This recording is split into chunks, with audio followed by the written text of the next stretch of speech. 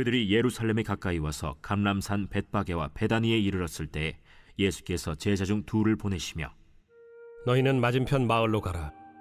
그리로 들어가면 곧 아직 아무도 타보지 않은 나귀 새끼가 매어 있는 것을 보리니 풀어 끌고 오라. 만일 누가 너희에게 왜 이렇게 하느냐 묻거든 주가 쓰시겠다 하라. 그리하면 즉시 이리로 보내리라. 제자들이 가서 본즉 나귀 새끼가 문 앞거리에 매어 있는지라 그것을 푸니 거기 서 있는 사람 중 어떤 이들이 이르되 나귀 새끼를 풀어 무엇하려느냐? 제자들이 예수께서 이르신 대로 말한대 이에 허락하는지라.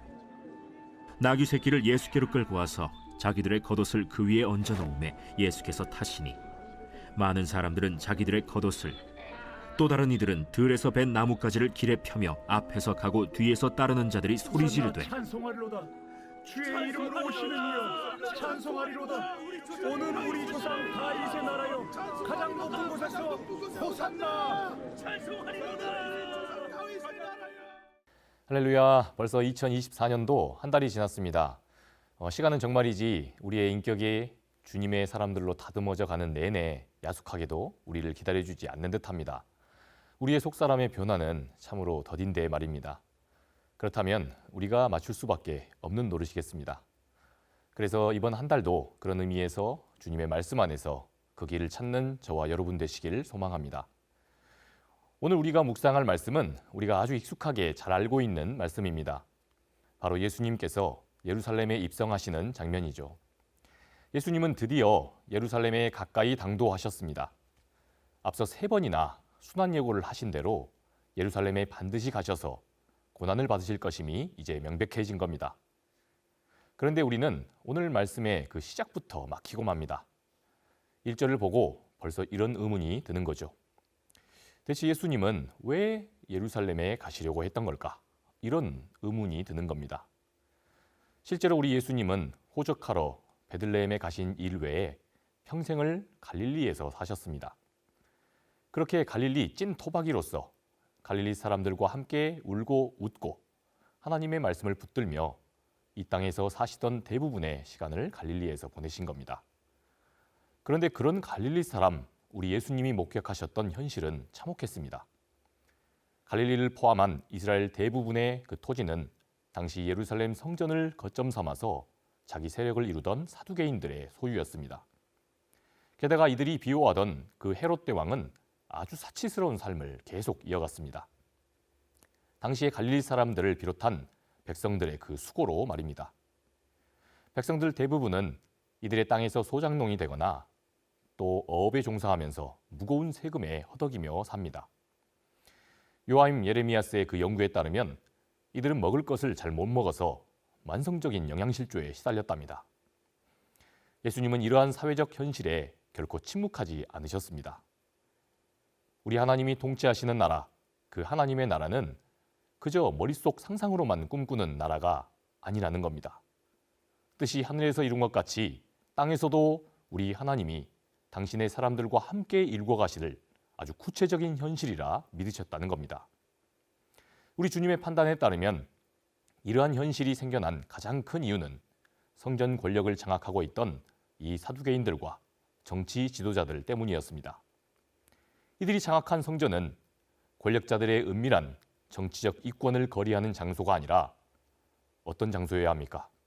아프고 또 굶주리고 힘겨운 사람들 누구나 우리 하나님께 기도함으로 하나님을 만나는 자리가 됐어야 했던 겁니다. 그래서 주님께서는 예루살렘에 정당하게 항의하고자 가셨던 겁니다. 그런데 오늘 말씀을 보자면 사람들의 생각은 조금 달랐습니다. 사람들은 주님이 예루살렘에 들어가시는 걸 보고는 이렇게 생각합니다. 드디어 예수님이 칼을 빼들고 왕이 되려 하시는구나 라고 여긴 겁니다. 예수님이 단숨에 그 탁월한 리더십과 카리스마로 사람들을 군대로 무장시켜서 성전 권력과 로마를 몰아내고 우리를 이 지긋지긋한 가난과 고통에서 해방시켜 주시겠구나 싶었던 겁니다. 그래서 사람들은 9절과 10절 말씀에 다윗의 나라여 호산나라고 외쳤던 겁니다. 예수님이 과거 다윗 왕처럼 정치적인 힘으로 또한 칼과 무력으로 악한 로마와 그 하수인들을 다 섬멸하시며 자기들만의 왕국을 이제는 이루어주시길 기대했던 겁니다. 그러나 그런 사람들에게 예수님은 사전에 계획하시던 그 하나님의 뜻, 그래서 당신의 플랜대로 그대로 임하십니다. 예수님은 예루살렘 가까이에 당도하시자 맞은편 마을에서 새끼 나귀 한 마리를 끌고 와라 라고 말씀하십니다. 만일 너희에게 누구의 허락으로 이렇게 하느냐라고 묻거든 주가 쓰시겠다 하라 말씀하십니다. 여기서 주님이 언급하신 주가 누구인지, 예수님 당신 스스로를 그렇게 가리켜 말씀하신 것인지 아니면 나귀 주인을 가리켜 말하는 건지 학자들도 불분명하다고 봅니다. 그런데 다수의 학자들은 정황상 나귀 주인과 예수님이 사전에 미리 약속한 것으로 보는 게 매끄럽다고 이해합니다. 그러니까 예수님은 아버지 하나님의 뜻이 무엇인지를 사람들에게 아주 분명한 행위적 메시지로 보이시기 위해서 작은 나귀를 타기로 결단하셨다는 겁니다. 그래서 나귀 소유주에게 미리 연락을 줘서 나귀를 대여하기로 약속하셨다는 거죠. 하나님의 아들이 백마나 고급 리무진을 타고 들어가셔도 시원치 않습니다. 그렇게 들어가셔서 무력으로 이 불의한 성전 권력을 장악한 이들을 벌주고 당장에 심판하셔도 모자랍니다. 그런데 우리 주님이 그렇게 하지 않으셨다는 겁니다. 오히려 하나님의 뜻이 관철되지 않는 현실을 놓고 정당한 시정을 요구하고 당당하게 용기 있게 거기에 항의함을 통해서 이를 평화적인 방법으로 문제를 바로잡으며 그렇게 나아가는 것이 우리에게 바른 행보임을 보여주려 하셨다는 겁니다. 우리는 이 예수님의 나귀 입성을 통해서 이 땅의 모든 관계적 문제와 사회적인 갈등을 풀어갈 바른 기준과 그 방향성을 헤아리게 됩니다. 그 어떤 대단한 명분과 정당한 행보라도 그것이 어떤 모양으로든 사람의 인격과 그 존재를 파괴하는 것이 돼서는 안 된다는 것이, 이것이 하늘의 이치임을 헤아리는 겁니다. 우리도 종종 주님의 일을 한다고 하면서 하나님의 뜻을 이룬다 하면서 누군가에게 상처를 주고 또 고통을 주는 일이 있습니다. 또한 옳은 일을 한다고 하면서 그 과정 중에 사람을 잃어버리는 경우가 있습니다.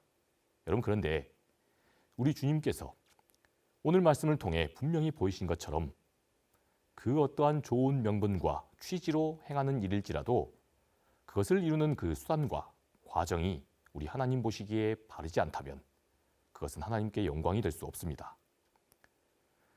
이것을 사도 바울은 주님의 이 가르침을 따라서 고린도전서에서 우리에게 이렇게 일러줍니다.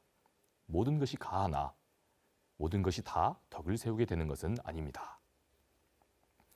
바라기는 오늘 주님의 이 나귀 입성의 그 교훈을 따라서 우리도 사람들이 원하는 방식과 또 하나님께서 원하시는 방식을 올바로 분별하시는 그런 우리 모두가 되실 수 있기를 소망합니다.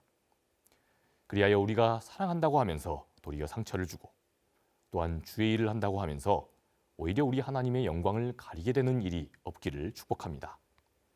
그래서 이번 2월 한 달도 날마다 주님께 영광을 올려드리는 저와 우리 모든 상당의 성도님들 되실 수 있기를 주님의 이름으로 축원합니다.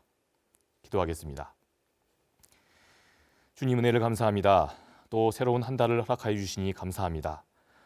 오늘 말씀에서처럼 우리도 때로 우리 주님의 뜻과는 다르게 내 뜻을 우리 주님께 관철시키고자 하는 그런 삶을 살아갑니다. 하나님, 그러나 그 모든 과정 중에 우리가 결코 사람을 잃어버리지 않도록 역사하여 주시옵소서. 우리가 하늘의 지혜로 우리 예수님의 그 지혜를 우리 일상의 그 삶 속에서도 실천해 나가며 그렇게 날마다 하나님과 또 사람들 앞에 점점 더 사랑스러워지고 또 점점 더 우리가 든든하게 설 수 있는 그런 귀한 역사를 경험하게 하여 주옵소서. 그렇게 하실 우리 하나님만을 찬양하오며 사랑이 많으신 우리 구주 예수님 이름으로 기도합니다. 아멘.